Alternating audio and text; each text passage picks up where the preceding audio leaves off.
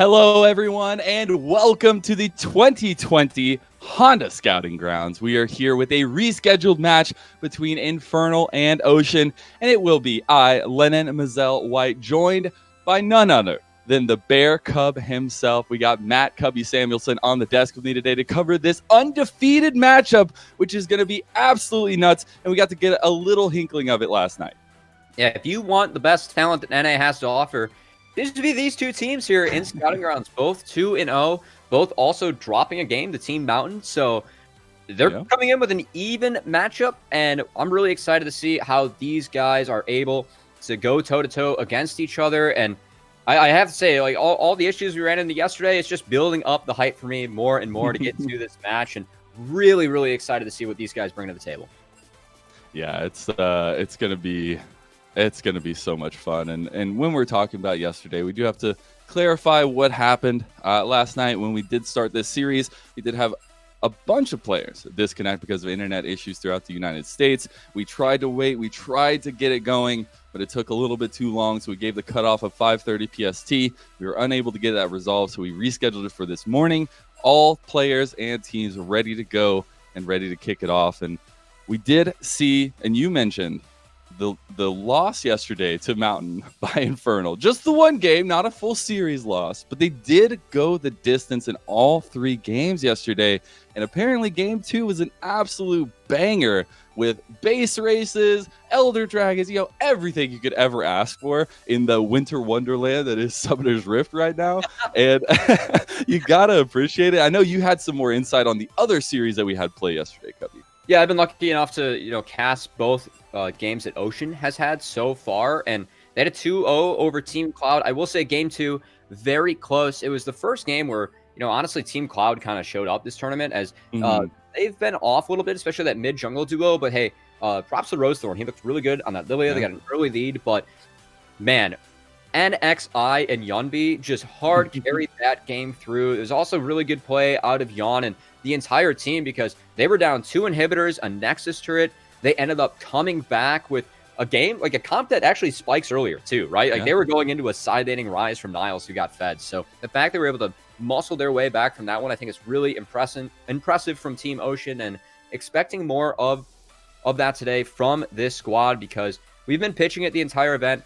This is a squad that has the most experience under their belt, right? Rodolph and Joey, they played in the summer split of 2019 on Clutch Gaming Academy, and also NXI and Yon playing throughout the Scouting Ground circuit on 100 Thieves next. You can see that synergy built in between some of the members, and the big surprise for me has been NXI and Yunbi have been working so well together in that mid-jungle duo, but Mazel, same can be said for mid-jungle duo on the side of Infernal.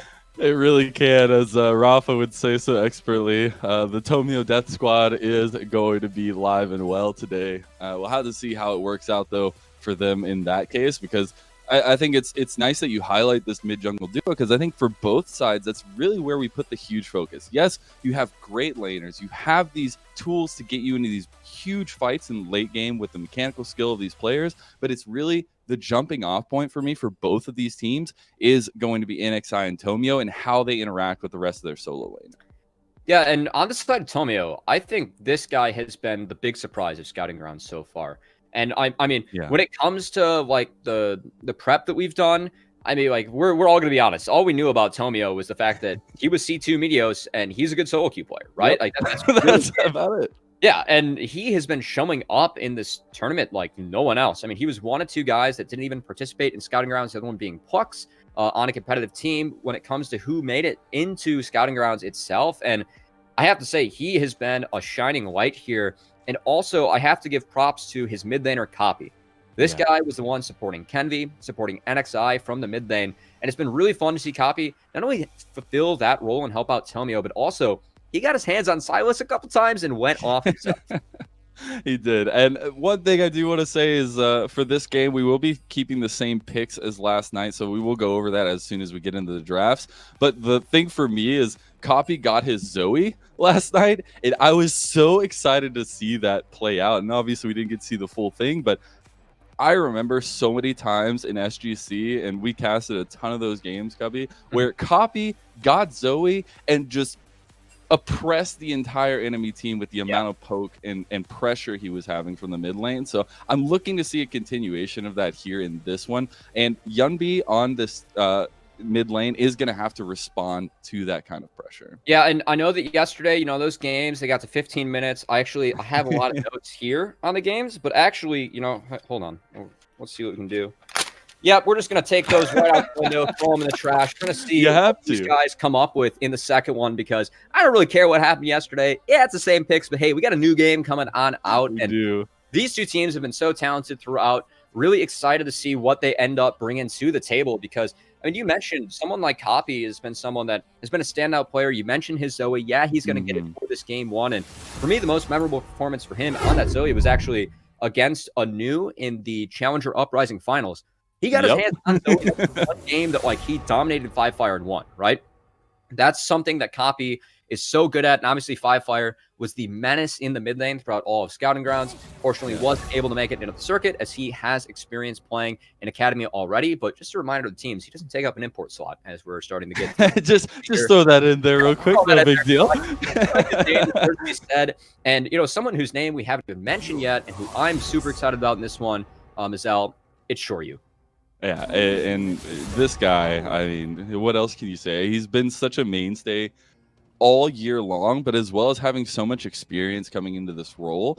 And we talked a little bit about it before we got into this, and it was that you're looking at this mid jungle duo, you're looking at these solo lanes, but what is going to get you those late game wins? It's going to be these bot laners. It's going to be Shoryu, and it's going to be Yeon, and it's all to do with these roaming supports and how they like to play. And I think it's so integral to the team compositions that they go for, that you see them being able to play around these bot lanes, but not having to fully emphasize around it. Yeah, and I mean, Shoryu, for me, walking in the Scouting Grounds, he was my number one prospect coming on in. I mean, this guy, when he played on Team Liquid Academy and then he ended up not on the team, I was like, what is going on? Why is this guy playing down here in Scouting Grounds? He proved that time and time again, and it's been a pleasure to get to know Quentin, throughout this entire, circuit. And just talking to him, I mean, this guy, his mindset, I rarely describe people as a competitor in League of Legends, but this guy, I mean, he takes Mamba mentality, puts that into action. If you don't know what that means, please look it up and culture yourself, because this guy, he's got a great mindset coming on into the game. He doesn't care what champion he has. He doesn't care who's on his team. He just wants to do everything he can to help his team win the game. And that's something I really respect. And he has been showing up so big in this tournament so far. It's really good to see. And I hope teams take note as well, because anyone that gets this guy on your roster is going to feel really good. I like it, because we are keeping the pick orders as well. So, keep it just like it was last night. No big deal. No changes. But we do have our compositions set out in front of us, Cubby, and now we get to go over them just for a little refresher for everybody. On the side of Infernal, on the blue side of the map, they will have the Jax for Tony Top on the top side. Tomio is going to be rocking that Lilia. Copy, obviously, we already talked about, gets that Zoe. The Ezreal and Leona lock in there for the bot lane, though. Shoryu and Shady going to be looking to make their name known. And then on the other side for Ocean, we have Rodov on the Kennen. You got to appreciate into the Jax. The classic Graves matchup into Lilia, which is something we see every single time. Yumbi on this Twisted Fate, and then the round out of Jin and the Morgana for Joey and Yeon. Yeah, and it's interesting, seeing the priority. And I have to say, I've been privileged to cast the two Team Ocean games, and I'm not surprised this comp's coming out from Team Ocean. Right? I've seen them run that Graves Twisted Fate combo before. They're pairing it around with some different flavors throughout the mid lane. But hey, excited to see this one, see what happens. We're going to get in the game real soon. We are. We'll be right back after a short break. But on the other side, we have Summoner's Rift, game number 1, Infernal versus Ocean.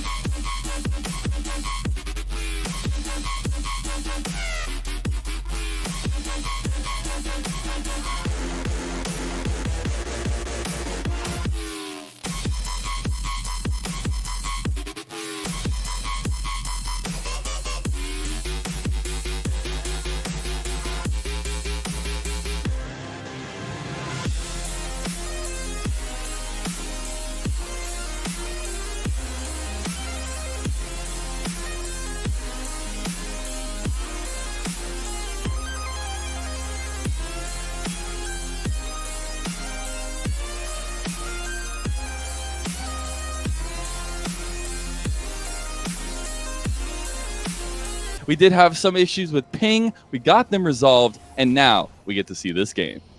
Yeah, it's kind of tough to take the scenic route when, you know, you're clicking and it doesn't really get you there. Like, Doesn't do anything. Yeah, we got to make sure that that's all sorted out before we actually hop onto the rig for this one. But hey, excited to finally get into this one. I know it's the same draft that you guys saw yesterday, but it's a new game. Not going to reference that game from yesterday. And just excited to see these two teams clash. It's the two best performing teams that we've seen so far. We're going to have to see who comes out on top at the conclusion of this first round robin. It is indeed. I do want to pull some information for the game yesterday. I think it's absolutely hilarious that we get the same dragon that we did last game as well. So, you know, to start us off, we're right back in it. You know, it's totally fine. The Infernal Dragon will be a big priority for both these teams early on, though. Is this like a Minecraft seed where you can just like, I don't know. That's what I'm wondering. How does that work? Now, I just want to see like Sir Mr. Creakleton now spawn in the bot lane, right? Like that duck that spawns like once every 10 games. That's who we really want to go. That's why I came here. I don't know what you're talking about. I need proof. I will not believe there's a dog until I see proof, because not dog, just, my heart. Just a duck. Okay, he lives in the river. He's very cute. What did you call him? What is his name? Sir Mr. Creakleton.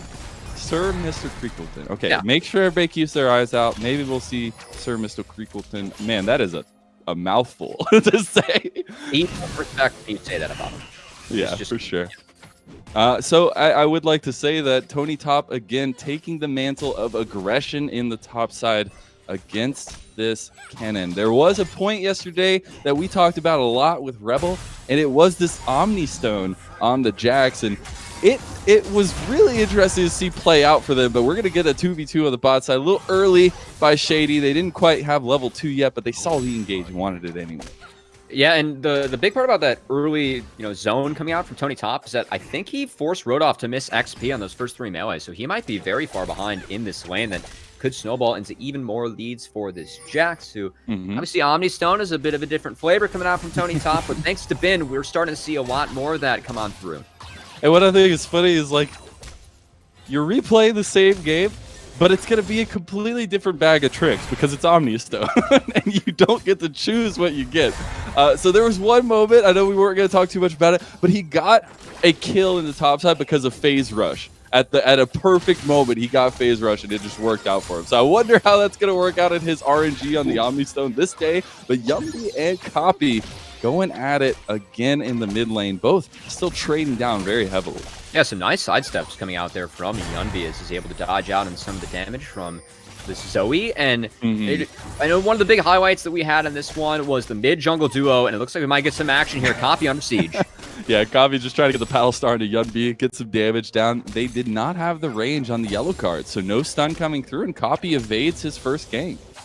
Yeah, could have been a flash commit. I think Copy would have gotten out of that one, so Yunbi deciding to hold on to that, as he needs to stay safe from any sleeps possibly landing.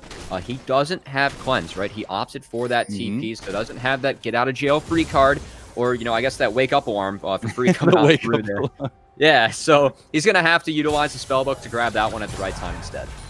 Yeah, it's one of those very, very loud alarms that, like, you can't turn off. You have to do like a puzzle to turn it on. Man, those are so troll, by the way. I hope I never get one for a Christmas present. If you're getting me a Christmas present, now you know you can get me. Yeah, now if you don't like Mazel, now you know what to get him. That's the perfect thing.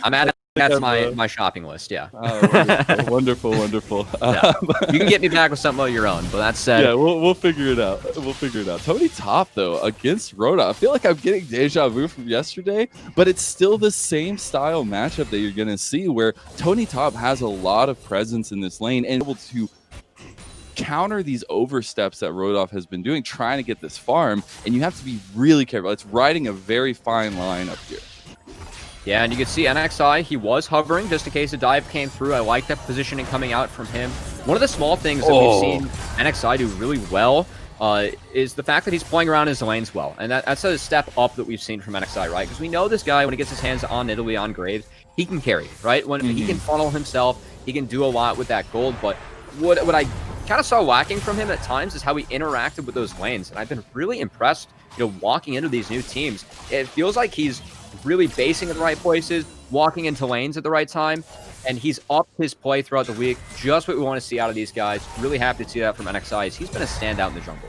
A incredibly has been performing so well this entire, like the amateur, everything, like going through the scouting ground circuit and coming in to this jungle position and just filling it out beautifully. I mean, he must have been a perfect size for those shoes of Avi, or Kenvi. And now Rodov again getting traded on so heavily, but this time he's able to get it back. We get the 1v1 that we've seen for so long between the Lily and the Graves, but Joey has been caught. Nice phase shift and a flash used by Shoryu. Is going to secure first blood for Infernal.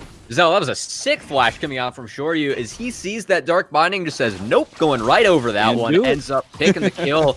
And those split recalls coming out from Yon and Joey, they're going to get punished there. So Shoryu already getting ahead in this bot lane. We talked about how, he has been a standout player. And, personally is my top prospect. Want to see what he does on this Ezreal, right? Because there are a lot of tools coming out from Team Ocean that can potentially lock him down. Going to have to be very careful with his positioning, even on Ezreal, where you have that arcane shift to get on out, right? Yeah. And I was wondering what Joey was trying to pull off here. He did go towards the top side of the map on a bit of a roam, but they didn't have anything set up for them. So he's just gonna have to make the sad walk back down to the bot side. But being able to give that solo XP to his ADC, not too shabby. Yeah, it's the right timing, right? Like when that wave is shoving into you, that's your roam timer as a support to try and get out, try and drop a ward. And you can now see Shady, he's going up to answer that. And I have to say, both these players, they have that experience. Shady, notably playing for Phoenix 1, if you want to take yourselves back a couple years in the LCS. And also Joey, making 2 stints in Academy for Clutch Gaming and then also Team Liquid. Both were featured on LCS, and it's fun to watch both these guys honestly step up this week. I've been especially impressed with Shady's play, as they might be looking to get active in the bot lane with that control ward, the spot of Familia, keep things nice and safe for Team Ocean down there. Yeah, and didn't want to overcommit to take that control. Didn't want to give them the chance to collapse. Just going to go back and farm is Tomio. And we have not seen the Tomio Death Squad just yet, but Dragon up. I'm sure in the next few minutes we're going to get a little tussle around this as the junglers are clearing out their bot side of the map right now. But it's going to be about who has priority in the lane and how you can set yourself up around those objectives. Yeah, and for that Dragon, Zoe should be able to keep priority in this mid lane, right? Those paddle stars, all the early pressure that she can bring to the table, should open things up for the side of Tomio. But with that double wave crashing, it looks like Team Ocean, they at least want to make a play, possibly at least acting like they're going towards the Dragon as, all in the top lane. Tony Top. That's unfortunate. I mean, you just kind of have to use the Slicing Maelstrom to make sure that Tony Top doesn't commit full in on that. Yeah, and it's a good play from Tony Top, right? Because when we talk about that Dragon, I think one of the big ways that Team Ocean can play this game out is having a cannon flank, right? Getting around the Zoe, trying to pressure her, from a different angle than just walking into her. And denying that could be big for Dragon. That said, bot lane pressure, just too much Team Ocean. Going to walk home with the first Drake of the game. And it is Tomio responding with some invade of the zone on the top side of the map. But yeah, first Dragon, Infernal, going over to Ocean, and they will like that little bit of extra damage into their pockets. So you got to appreciate that. One thing I know you were talking about, you want to see these flanks and things. I would say I want to see Rodov pull off the Nuggery. I want to see this flank hidden with the 5-man Slicing Maelstrom. I want to see these big moments. And we talked a lot about it during the pause yesterday, but I think there are some highlights here that can let that happen. But we'll have to see if Shady gets taken down, as he has everything used on him. That's the curtain call too. Ezreal is gonna get the kill in return, though. They still got 1-for-1 onto the ADC, so gold is nicely spread, but it ends up in pressure advantage for Yeon. Shorty, that was pretty dirty coming on in there as he's able to land all the skill shots on Ezreal. And, I have to say, Mazel, I'm a little bummed that you called it the Nuggery and not the Smeb. I feel like you're really, okay, fine. Yeah. Recency bias. Recency bias for sure coming on through there. But, I mean, I like this champion for Rodolph, and I feel like this is the story that we've been kind of painting for this guy throughout. Is he's a very complete top laner, right? And one of the things that Rodolph does really well that some of the other guys in this event aren't as experienced in is how he plays side waves. And Kennen is a champion where if you have good wave control like we're seeing here, He's staying back, making sure he can't really get pressured coming on through. It's a champion that you can do a lot of work on. So the fact that we're seeing Rodolph show that early, now he gets to hopefully show off his fancy teleports as Team Ocean trying to set him up in the way. Yeah, Shady almost got the pick onto Yunbi there, but the cleanse was used. So not going to be able to get the mid laner for Ocean just yet, but you like the attempts from both supports thus far. And it's what we highlighted coming into this game that was going to be super important, that it wasn't necessarily early game that we want big focus around the bot side. We want to see them roaming. We want to see them getting into the mid to late games and really having that influence on it. Yeah, and I think that as the game goes on, it's going to be interesting to watch these teams try and execute that in the later game, because we have a couple different ideas coming out from Infernal, right? They want to siege with the 4, grouping up that Zoe, grouping up that Ezreal, and then let Tony Top, kind of spread out the map in the side lane with a 4-1, right? Yeah. Whereas Team Ocean, I feel like they need to make some more plays now, right? You need to utilize this TF's Destiny while these guys are still in lane to try and pick some people off, but you can see, with Tony Top, he has that dodge. It's really difficult for Yunbi to go up top. Bottom lane, Shoryu is playing really far back on this Ezreal, giving a lot of respect to the Twisted Fate. And so it's closing down the ways that Team Ocean can try and get ahead in this game. And the later the game goes, the scarier that Jax gets in the side lane. So I like how Team Infernal is playing this one out early. Yeah, you always have to kind of have your side eye on that Jax, always making sure to respond to him, because if you do let him get away with some backdooring, some side laning, I mean, those towers fall so quickly once he gets a couple items, and he's already getting to that point. Yes, not having too much influence, not having any kills so far, but the shield will be nice. That is no cleanse on Yunbi, and they use absolutely everything to get Tomio that kill. Yeah, he was CC chain there for about 5 seconds, and it felt like it could have been like 10, 20. I mean, if they just kept on stretching that one out. And Yunbi, that's a good punish coming in, and something that we've seen from Shady that, for me, has really made him stand out so far this tournament, right? The fact that he's able to get out of lane and roam. And you mentioned it earlier, Mazel, and how Shady's been able to impact other lanes, and the fact that Shoryu is just on Ezreal, I mean, he's not losing anything in that bot lane for these plays. So, good draft coming on through from Infernal, and the execution is Shoryu! Oh, he no. doesn't get the kill because of the heal. Now he's in some serious trouble. The Soul Shack will come down, and that will be an overextension by Shoryu. And Yeon is able to turn it around and get a kill onto NXI. Oh, that was so close to being so sick from Shoryu, but that was so close. Yeah, last mystic shot coming up short now. Yunbi, he's going for a play. They have Tomio called out. They do. He didn't have the yellow card available. He has it now, but it's under tower. It's too late. The play doesn't come to fruition for Yunbi. He had the idea, but it was just a little bit late on the execution. Yeah, but this is still good for Team Ocean, right? They walk away with that red buff. You can see the double control board set up, and guess what's spawning here in 24 seconds? We have the dragon and Rodolph. Oh, is this it? The slicing maelstrom, the turnaround. Tony Top gets taken down, and Rodolph takes his place. Man, that is one smooth hamster in the top lane as he's walking out. Tomio, he shorts it. He misses the flash. Can they get a solar flare? Is going to come down from the heavens and secure a kill for Shady. Cool guys, don't look at Explosion. Shady walking out of that one with some supportal combat. Gold going over into his pockets. And I'm surprised that Ocean didn't utilize that play to take the dragon, right? We saw so many members going to the top side to attack Rodolph. Ocean, man, that dragon, you could have stacked it for free there, but instead they take the reset. This gives Team Infernal a chance to contest this one. A fight could possibly break out. Rodolph, he doesn't have ultimate the STP, and Joey, you're cut out once again. Yeah, he's going to have to flash. That Paddle Star barely missing. True Shot Barrage as well going wide. You have the TP used in the mid lane. That will be Yunbi joining. Can't really do anything with it. Look at this siege coming down already from Infernal. It's just too much to deal with. This Paddle Star is going to be huge, landing right into the Dark Binding, though. Collateral damage comes back by NXI. As they're looking to fire back, they still have the Rift Herald here in the mid lane looking at that tower. It looks oh so yummy and oh so juicy. Can they get it? Don't have the damage just yet. Joey will take the charge to the face, but they survive and keep the tower alive. Yeah, and that health bar advantage should lead to Team Infernal taking this dragon. Props to Shoryu, making those Mystic Shocks look like point and clicks here and there in the mid lane. Seriously, though. Yeah, he's doing a lot of damage on this Ezreal, and that's exactly the setup that Team Infernal wants, right? That 4-1 where you group the Zoe, you group the Ezreal. The siege between those two champions is so good, but Team Ocean, they're rolling the dice. They're still sticking around this dragon. They're going to try and knock down even with these health bars being a bit lower, and it feels like Team Infernal, they're just going to concede that for the mid lane turret. So trade going on throughout the map. I like the fact that Infernal does take down that mid lane tower. It does open things up for the Zoe. She really wants to play forward in that lane, but 2 dragons, they're going to have to be worried about the Dragon Soul now, given the fact that Team Ocean already has that lead, but rode off the top lane.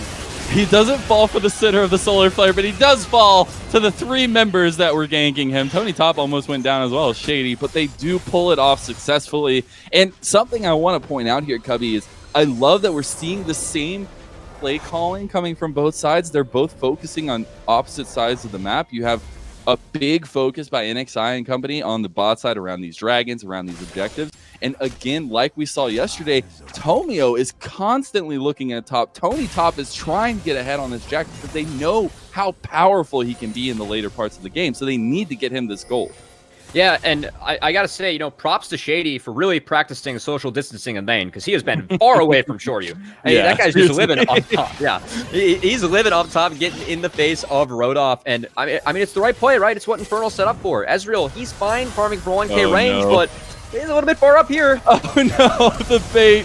Shoryu has to use the cleanse. He gets flashed on double time. And that's going to be NXI securing that one. Shady goes in with the Zenith Blade. Joey's in some trouble. Big Battle Star is going to get Copy the kill. On the backside, we had Tony Top coming in. Joey falls to Tomio and Copy, but now everybody else has to run away. Yeon flashes out. He gets hit by the Sleepy Trouble Bubble. Can Tony Top finish him off? That's just an ADC. He says, why not? The kill onto Yeon, though, is going down, and Rodoff and Tony Top are the big influencers so far in these fights. I also just want to say shout out to Copy. He played that fight really sick yeah, on the Zoe, utilizing those enemy summoner spells. But what a mess we have in the mid lane. A 3 for 3 going down. These teams aren't holding anything back. And I have to say, the fact that Shoryu got picked off so early, the fact that Team Infernal was able to turn that one around. You mentioned Tony Top, how much work he was doing on this Jax. I mean, he's sitting at level 12. Jax has a crazy amount of base stats in his kit. And it feels like Team Ocean, they haven't shut this guy down early, right? All the time that Shady has been putting into that top lane,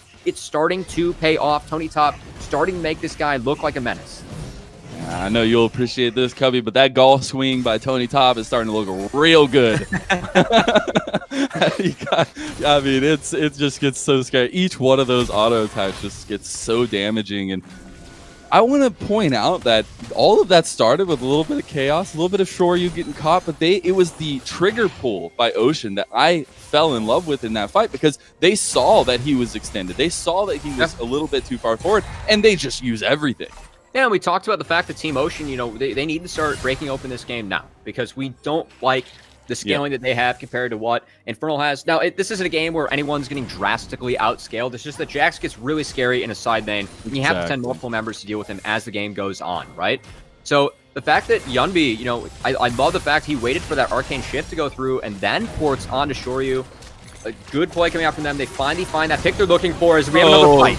Shady just goes right in. They get Joey right off the bat as well. Destiny was popped just to get some vision, but it's completely split now as everybody is just getting torn apart. NXI takes a kill, though, as he takes down Shoryu, and Tony Top has found Yunbi on the backside of it. Tomio will secure that one. You have a couple double kills going over, and Shoryu falls. So 4 for 1 in favor of Infernal.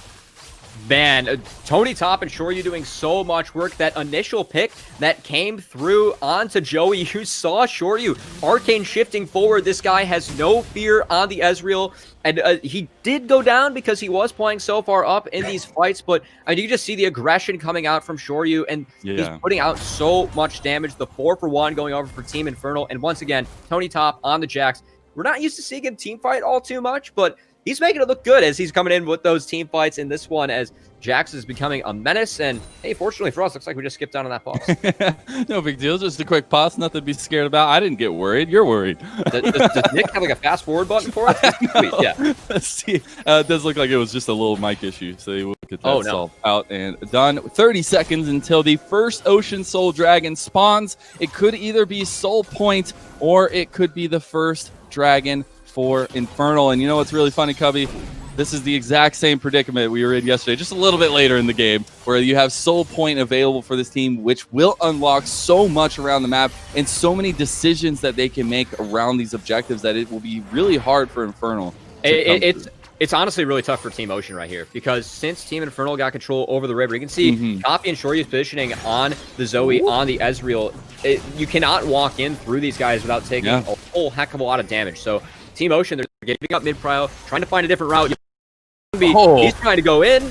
I don't know what that Destiny was for, but they do miss it on the counter strike. That's going to be the big slicing Maelstrom in the middle of everybody. Curtain Call didn't really get anybody. Shady is so low. They get the dragon, though. It's secured by Copy, and the fight is going to go in favor of Ocean potentially. But look at the damage from Shoryu. He is popping shots, but it is Copy who falls, and now Ezreal is left to defend the world while Tony Top runs away. Can he pull off a miracle here? It is up to Shoryu, but the first shot from Yeon will get that damage down, the shutdown into his pocket, and that's going to be huge for Ocean. Man, it started looking close with all the damage going through from Copy and Shoryu, but Team Ocean, they take the fight in the end. Rodolph utilizing that flash, get the slicing Maelstrom within the entire team. I love how he synced up with Yeon too, right? Forced the stopwatch, or the Zhonya's coming out from Tomio on the Lilia. They almost took her down with that fourth shot, but nice play from Tomio to stall that one out. But the fight was just, it was too far gone, right, for Ocean. That chip damage coming through on Team Infernal from the Dragon, I feel like came off a little big. As NXI, did you potentially overstay? It might be in some trouble. Dodges out the Zenith Blade at least. He's going to be right in the aim of a Sleepy Trouble Bubble. It does miss too, though. Looking like a smooth criminal there. On seriously, yeah, he really does. Yeah. What's your day job? Yeah, smooth criminal there, walking out with that blue buff on the Graves. As you know, we're gonna reset once again, but I feel like that's a big fight for Team Ocean, right? That was concerning for them. The fact that Zoe Ezreal, they had full control over the river, but I like the problem solving coming in. They send Rodolph into the flank. They send Yunbi around the side, right? Try and create an angle, because if they were to fight for mid-prio, try to walk in that way, no chance to get through the Zoe or the Ezreal. So Team Ocean, once again, I think some of that experience, some of that, the fact that they've already played together, kind of shining through as they find an alternative path to get into that dragon. And they do lose the objective, but they win the fight. They do. Top tower will fall while you were speaking, though, Cubby. So a little bit more pressure unleashed onto the map as we have almost every outer tower taken. Bot side still hanging on strong with Rodolph down there.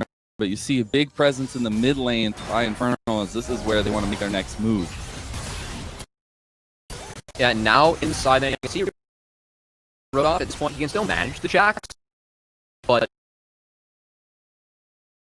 as Infernal, they're trying to answer Rodolph. They went straight on to Tomio. He goes golden yet again at an opportune moment. Can they turn this around? The curtain call is going to be used, but can't get the shots to land, as Copy is a little bit too far forward. Yumbi following it up here. They do have a lot of damage. NXI can come over the wall if he wants. They get the Dark Binding. This is it. Smoke Screen goes down as well. Shady is gone from the map. Still nothing to take on this bot side, though, so it will just be a fight going in favor of Ocean. Yeah, you can't tie the cannon when he has that ultimate up, right? Rodolph, he feels great. He's like, all right, you guys will walk into this, try to walk into this. That's fine. He's able to turn the fight around, and honestly, could have been gloom and doom for Team Infernal. I feel like Yeon, he was reaching a little bit with some of those curtain call shots. If he went for Shady or went for a different member, they might have been able to clean up Team Infernal a little bit faster. They do get Shady in the end, only taking one kill for the sin coming out from Team Infernal from overextending a little bit, but hey, Mazel, we still have a really close game, and I'm still expecting these dragon fights to be important. So I really want to watch out for Team Infernal. They need to take control of that river, utilize the power of the Zoe and the Ezreal when it comes to Team Ocean walking into them. And Tony Topic also gives him time to split push, right? Whereas for Team Ocean, look out for those wards and those deep minion waves. They want to create an angle. They want to create a flank. That is their path to victory. The vision score that's about to be achieved by Infernal is going to be insane. I don't know if you saw, but the amount of wards down here by Ocean is absolutely nutty, as we'll see if they can get that cleared down. But hey, it was all part of the plan by Ocean. You know, they go for that fight, they get the vision down. Now they're set up potentially for this dragon in about a minute, but they do have to deal with this siege and this poke that has been achieved by Infernal. I think that's something that really works in their favor, especially being on the blue side where you have this wall in between you to land these poke shots, to get these Sleepy Trouble Bubbles the extra distance they need. And I think that is going to be integral to how they play around this dragon. Yeah, but Mazel, the adaptation that Team Ocean has is actually Yunbi. He's splitting, right? Yeah. You see him. He's killing a wave off into side lane. So, yeah, they're getting some golden experience at least off the map. For, to punish Team Infernal for running this 4-1 and taking all this mid-prio. But mid-prio, it's still the name of the game for Team Infernal, as we're now 20 seconds away from that Ocean Drake. There are no deep wards coming out from Team Ocean. They might just be sacking this one to try and get Yunbi some more gold and some more pushing power in this bottom lane. Trades coming through on the map. And I got to say, good play from both teams, right? This is exactly what Infernal wants to do. Good answer coming out from Team Ocean. Really impressed by these guys and the top two teams we have so far showing through in this game. And the fact that Yunbi did use the Destiny to ensure that he wasn't having anybody come join him, he does get out of this Counter-Strike, though, but will be completely collapsed on. NXI's here and Joey, but can they buy enough time for him? There's the TP. They're full committing onto this Cubby as they try and take down Tony Top and Shady. There was a kill to Shoryu on the other side of the map, and now they're collapsing. You have Shady coming through the bot side. You have Copy and Shoryu coming to collapse, close this trap jaw. They get the True Shot Barrage across. I don't know if they can commit to this, but Shoryu just goes forward. Look at them. Guys, we got this. Come on. As Yunbi lands that yellow card, Joey's going to get put to sleep. That is huge. The Soul Shackle is going to be used, but Cleanse comes out. They get the kill, and now it's just going to be all Infernal all day long. Still, Shoryu dies again every time he's gone up against NXI like that. NXI comes away with a kill. And look at how aggressive Shoryu's playing on this Ezreal. I know he goes down by a few minion auto attacks, but God, this guy is just insane. And I have to say also, the big play happened when Shoryu, he caught out Yawn on the rotation, right? That was a good setup from Team Ocean. They were about to have a 5v2, but Tony Top, he buys enough time. They get Yawn on the rotation as he takes a too aggressive path, goes down to Cop Shoryu, and now the Baron, it's going down to Team Infernal. This is rough. I mean, that fourth shot's not going to do too much, so it will go over. Secured with the smite, but now Shady needs to be very so careful, as he will get out a little bit of burn damage. No big deal. He's going to wipe it off his shoulders and head back to base, no doubt. But that is the Baron secured by Infernal about 27 minutes into the game. And this is so important for Tony Top, right, in the side lane. The fact that he now has those Baron-empowered creeps. Kennen can't answer him anymore, right? With those creeps, all suited up, all buffed up in the side lane, Kennen cannot slow down the push coming out from Tony Top. So once again, all they need to do is set up the 4-1 as Youngby. He was fishing for a pick, seeing if anyone's going to come and get him, but he's just trying to farm 3 waves, right? I feel like that's the way that Ocean is going to try and come out of this one scotch-free, or, losing the minimum. Try and farm up 3 waves, not lose an inhibitor. That's the big objective that both teams are going to be looking to take down or protect. Indeed, and you see, I just want to mention that point you said earlier where Yumbi is just being the split-pushing menace at this point, but they got to respond here because they have 4 members pushing strong, and that's already your ADC gone. You need to respond. The TP came in from behind. He's looking for the flank, but can he do it? They're going to lose their inhib tower here, and they still have to deal with Tony Top in the bot side. They get the TP coming in from Copy, as they are just not letting up on Ocean right now. They're going to get the inhib. They got the bot side tower, and Yumbi still can't respond. He's forced to back. This is just going to be it. The TP in from Tony Top. They smell blood in the water, and they want to take it for game number 1. The last tower will fall. Couple more shots to the Nexus will do it, and Cubby, it is Infernal who take game number 1. Man, so Yunbi, he tried to cut the wave there, but the wave was just too big at the towers for them to deal with, and Team Infernal coming out strong. A 29-minute win coming through for them in this one.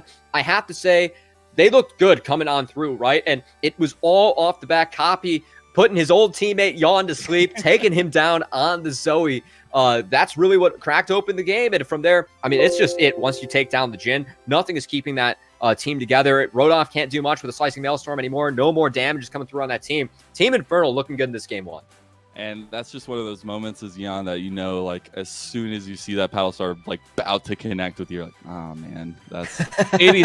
I'm just gonna say it, for fun time's sake, ADC in 2020, baby. I mean, you can only say it one last time, right? We one got the last time. items That's it. coming. The last time. I promise. I'm not last gonna say it ever again.